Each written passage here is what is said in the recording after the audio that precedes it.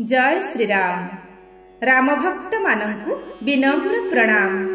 नहीं जाउछि आपण मानंकु इतिहासर सही अविनाशी शाश्वत पृष्ठाकु, हजार हजार वर्षर सही त्रेतेय युगकु।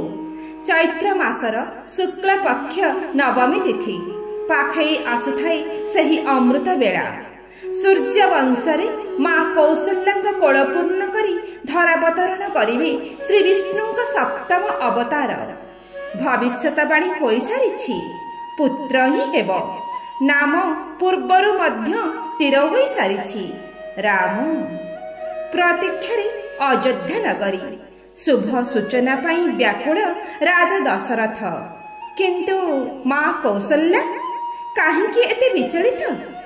बारंबार झरका बाटे आकाश को देखुछंती। सूर्यंकर गति केते बाट गला? जेते जेते सूर्य पूर्वरु पश्चिम आड़कू जाउथांती, कौशल्यांक हृदय दुखरे भांगी पड़ुथाए। कारण आउ एक भविष्यतवाणी मध्य होइथिला।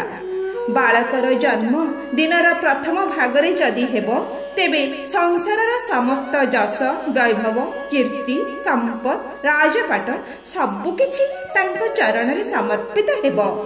आउ जदि तांकर जन्म दिवसर द्वितीय भागरे हेबो, तेबे तांको जीवन सारा अनेक कष्ट सहिबाकु हेबो।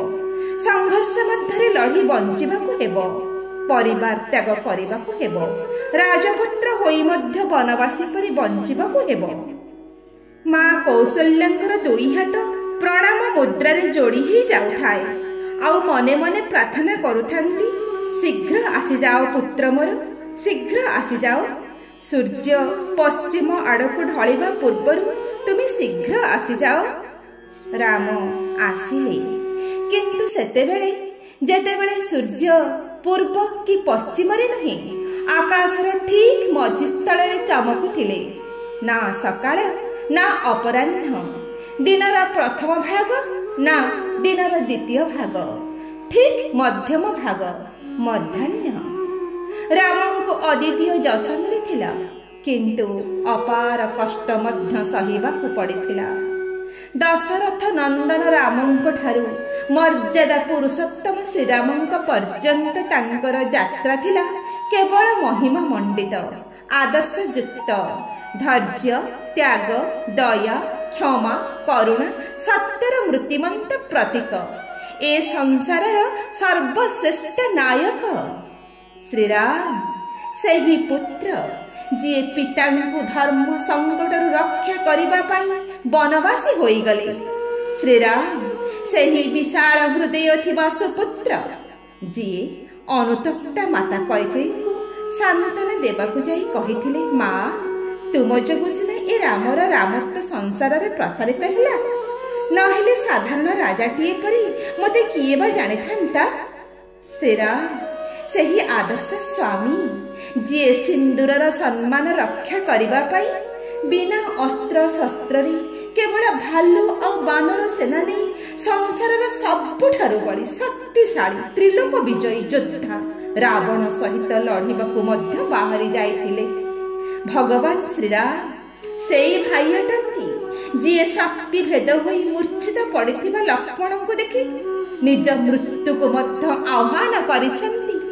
आउ संकल्प करंती, जदि मो लक्ष्मण आखि न खोलिबो तेबे मु भी बंचिबि नाही। भगवान श्रीराम सेही आदर्श बंधु अटंती जे बंधुत्वर परिभाषा दुनिया को जणाइबाकु जाई गुहक शबर को गଳାରେ लगाइछंती, विभीषण को शरण देइछंती, सुग्रीव को राजा कराइछंती। तांक देवत्वर परिप्रकाश से केबे मध्य पराक्रम रे नहीं आचरण रे करी देखैछंती। भगवान राम सही आदर्श नर जी निजे नारायणकर अवतार होइथिले मध्य परम शत्रु रावण को महान ज्ञानी ब्राह्मणर सम्मान देइछंती। रावण को गुरु भावरे ग्रहण करी तांकठारु उपदेश ग्रहण करिबा पई लक्ष्मण को आदेश करिछंती। भगवान श्रीराम सेही राजा जी जीतिथिबा स्वर्ण लंका को पादरे आड़े देइछंती ଆଉ ଲକ୍ଷ୍ମଣଙ୍କ ପ୍ରଶ୍ନର ଉତ୍ତର ଦେଇ କହିଛନ୍ତି, ଲକ୍ଷ୍ମଣ, ଜନ୍ମଭୂମି ଠାରୁ ଏ ସଂସାରରେ ଆଉ ବଡ଼ କିଛି ନାହିଁ।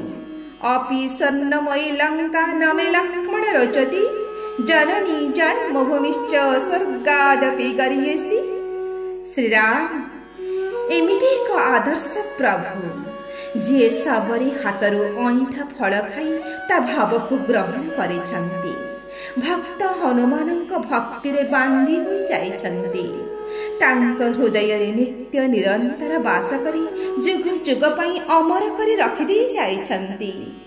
ଶ୍ରୀରାମ ସଂସାରର ସେହି ଆଦର୍ଶ ନାୟକ, ଯିଏ କେବେ ବି କୌଣସି ବି କଠିନ ସମସ୍ୟାର ସମ୍ମୁଖୀନ ହେବା ପାଇଁ ପ୍ରସ୍ତୁତ ଥିଲେ, ଯିଏ ଶ୍ରେଷ୍ଠରୁ ଶ୍ରେଷ୍ଠ ବୀରତ୍ୱ ଥିଲେ, କିନ୍ତୁ ତାଙ୍କ ହୃଦୟରେ ଥିଲା କରୁଣାର ଅସ୍ତ୍ର, ଯେଉଁଥିପାଇଁ ଏ ସଂସାର ତାଙ୍କ ଚରଣ ତଳେ ସମର୍ପିତ।